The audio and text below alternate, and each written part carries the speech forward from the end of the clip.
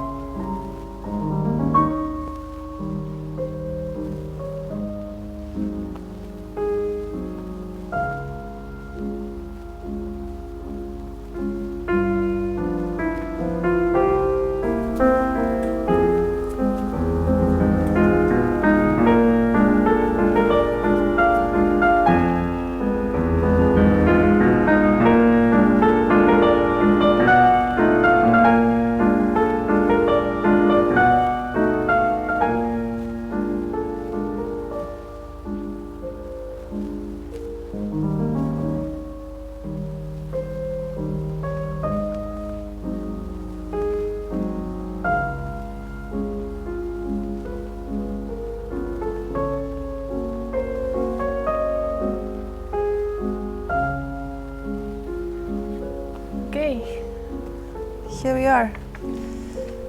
During her second stay at the Nerdrum Studio, she demonstrates the importance of composition and explains her method as she starts a new painting.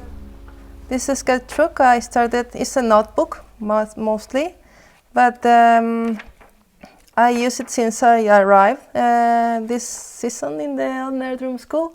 So the first pages are the same ideas, and I had this little sketch, which is what I wanted to paint, but this is the first idea, and I haven't painted yet. So with the time it developed on this, the last part here. So the idea is the same, but the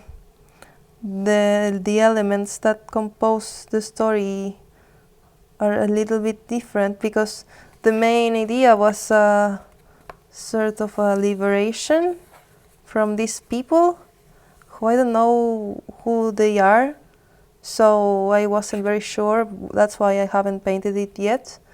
But then I decided to take the same emotion of her getting rid of something, and so we arrived here, or here. She's leaving a city, and she's taking away her clothes. Right, and that's like a road there? There's a road here, yes. And this black mark will be a city. Yeah, right. So the idea of this sketch is not to show completely what it will be, but works for me, right? Okay. I know what it is, but maybe if I show this, it's like, what is that? Yeah? And what is that you're doing here with these lines here? So the lines are to have a structure or sort of a skeleton, to place the figure or to place the elements in a way that works harmonically. For example, we have this diagonal here, and will be the edge for the head. And we have this vertical line here that will also be the edge for the face. And the horizontal, that will be the edge for the chin, for example. And the city will be in the edge of this diagonal as well.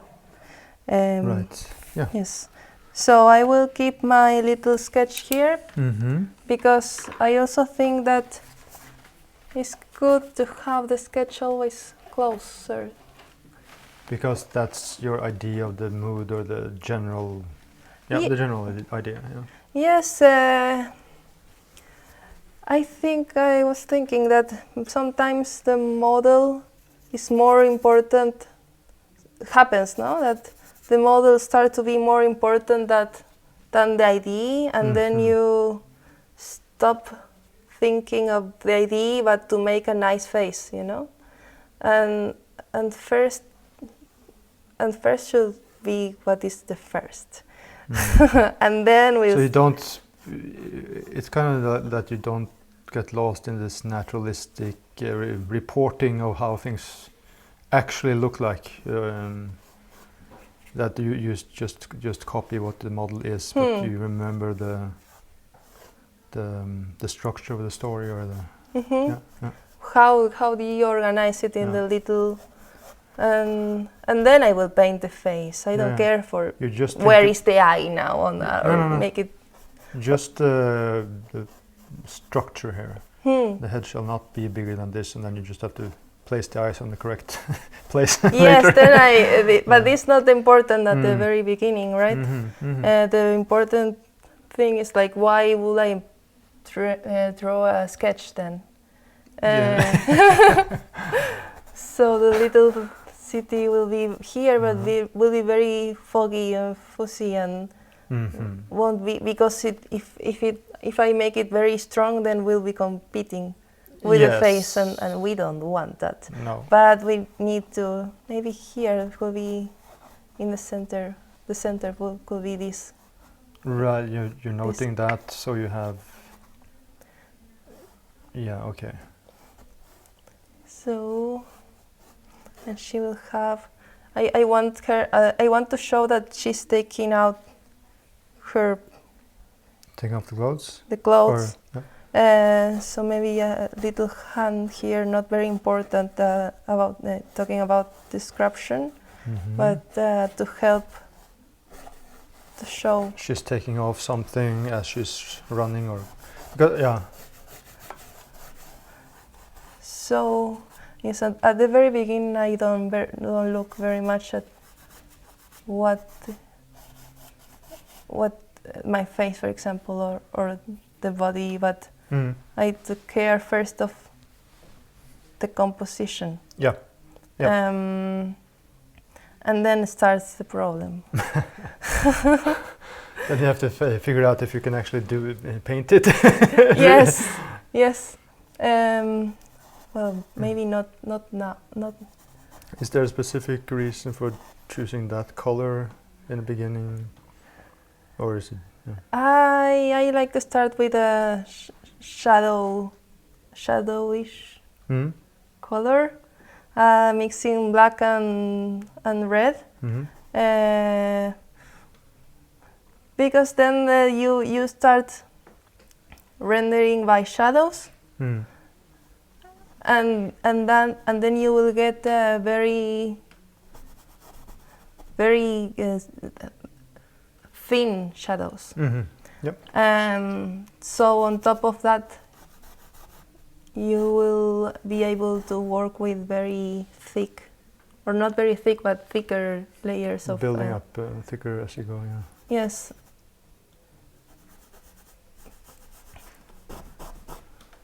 But do you have any specific ideas about when it comes to why red? Why not start with a green color or something like that? Is there a point to it, or is it not that important? Well, I think I haven't thought about that before very much. No. But I think that that's because the yellow is more lighter, so it's something in the connections in my mind that says, okay, I don't want to make it black. I don't want to start with black because it's very flat. I want to mix the black with another color, and well, this is a very small palette, right? Yeah. So little. And what's the next color that is more dark, that is darker than black? Well, red. So I think that's why I'm taking that decision instead of using yellow. But I will try next time. Because also with green you can create very nice skin colors. Also, it's this idea that the skin is more reddish than. Yeah. But it's not true. Well, you have to start somewhere. And then I have to. Because that's the body position. That's the body position. So then we're in trouble here. So this is the moment when you have to be an actor. And what do you call it? You have to think about casting and lighting and everything at once. And we have this strange coincidence between this one and the shoulder. It's kind of because I think that the sketch sometimes is not completely perfect, but then you have the strange coincidence that happens and makes you feel a little bit more happy.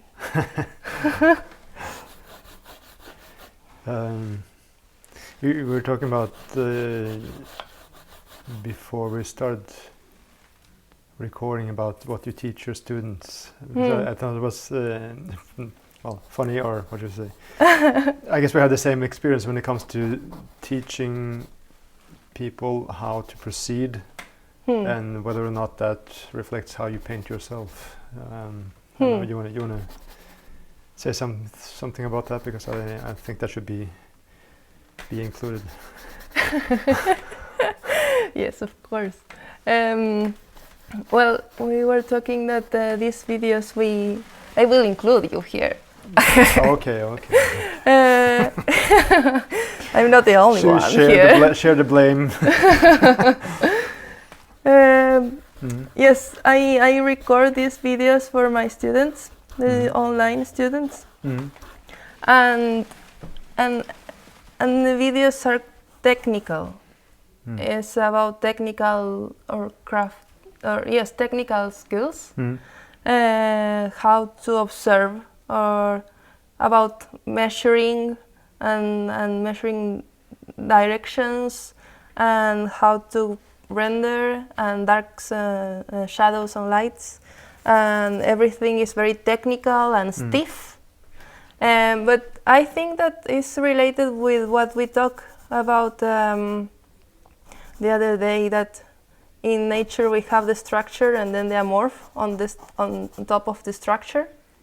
Yeah. And I think that this stiff way of looking at drawing and painting is kind of the structure, and then you can build the amorph on top of it. So if you don't have that first approximation, then you will be always amorph, and that's not very. Yes. It's more difficult to start learning to paint, as I experienced. It's more difficult to make something a more structured than the opposite. Yeah, so the painterliness comes in afterwards when you know more how to place things. I mean, it's,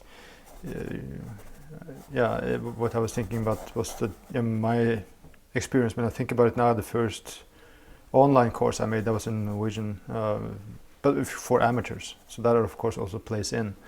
But I mean, I painted the self-portrait there in a way I would never ever paint a self-portrait. No, but there's something about giving them some kind of clear, foot, what do you call it? Like a clear ladder or clear stairs to walk on, so that you have clear progression and how you can measure things, and Yes. But I never paint like that in the way I showed in that course, at least. But do you remember how you started? In that course? No, for yourself as a painter. So that's where I guess I didn't think how did I start, but I was thinking I have to make this as clear and simple as possible, so it's not the mystical, try to make some strokes, but you can color in this area here, and then you color that area there, and then you're left with the lights, and then you can, boom, boom, boom, very clear progression. But, clear and very direct. It's like you have to. If things are floating, where do I start? Okay, then you have to start somewhere, and then you know that now that you have you're not so stressed. Now we can throw that away and start with the real stuff. Now forget everything I said and make a painting. Well, in some way, it's yes and no. It's But if you go to painting, then you find out that you're always rendering and distracting and destroying everything. Yeah. And so it's kind of the same. I think when you're teaching, it's like, okay, everything I said, now forget it, and we will start all over again. Yeah. And and it depends on the which stage your students are on, and it's. Yes, of course. Yeah.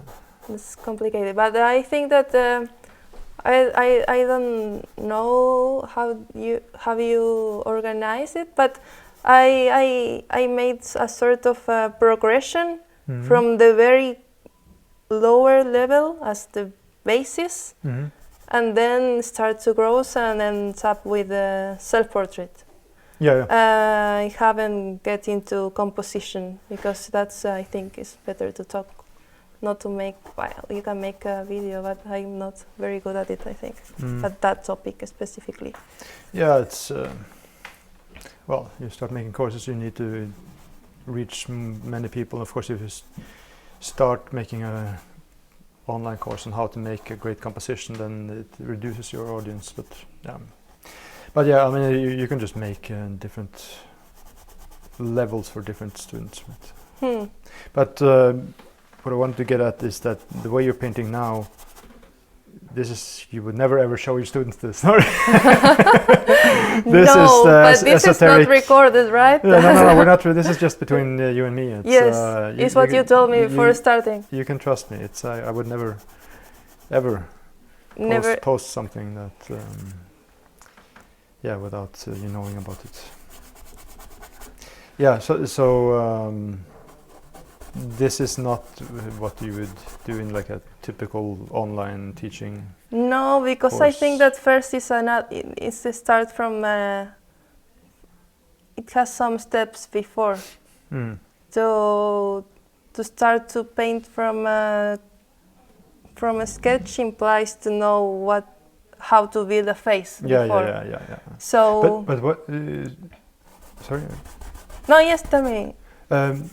You are painting very thin. I just thought of it. Is that now just turpentine or? It's turpentine and black and white. I really like to start very thin because it helps me very much if I want to take something away. It's like just do this and will disappear. But if I work very very thick, then I don't show it very much. And I think that the paint is not very easy to make it even more difficult. But this is your typical way of starting, like no matter what subject or how large, or this is how you would start. This is how I will start. I would like to try. This is not the place to experiment, right? But I was thinking about trying to start more thick after talking with Christine Onsrud. That she doesn't paint with turpentine at all. So I was thinking about trying it. But this is the way that, what? I just saw, this is interesting, this is kind of stuff I like. This is her cloth there starting. And you place that now very consciously on that. Oh, that's a coincidence. No, it wasn't a coincidence. Wait, do it again. Yes. So I noticed you placed that there. You placed that very consciously there. Yes. Just on the top of the direction, right? Yes. And then you have the knuckles here that you did also very consciously. Exactly. Yes.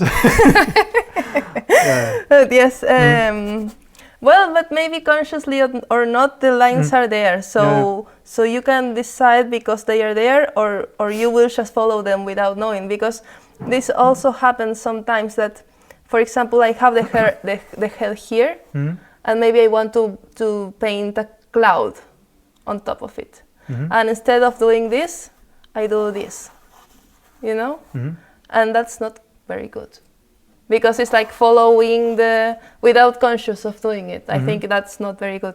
Because you're following just the same shape of the head, and in the painting will look very strange. But if you have the lines, then maybe you just follow them without knowing that you're following them. So there you have the Right. importance of these lines. They are guiding you with conscious or unconscious. Yes. So now I have kind of the structure rendered. I'm a little bit okay with it, I think. I feel fine with it now.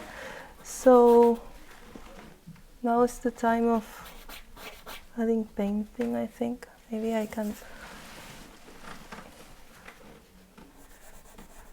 help the head to appear painting around it. And then you do the whole first layer then in this thin way. Yes, maybe what I think that is more important, just like the head and the hand and this location problems. That's the first step. That's enough to cover and not adding color and cool, warm and thick and thin and already. Yes, when I have a security, then I feel a little bit more safe on adding color or light specifically. So I will start with the head, which is also I used to start with what I think that in the composition is the most important. And I think that the head in this composition is the most important. Right. So. Oh yeah. So now you're mixing color. Okay. Yes. So there is always in the light this problem of using very much of white, and then you have a very, very pale color, which I not really like. So I'm always trying to be aware of not using very much white, which is what I'm doing now. But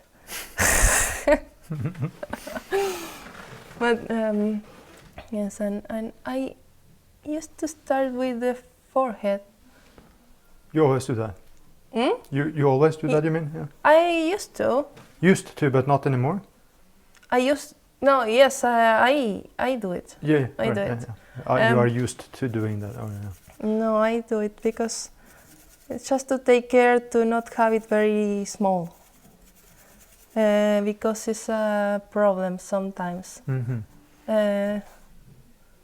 then you get that anchor point and that you can build the other after this part of the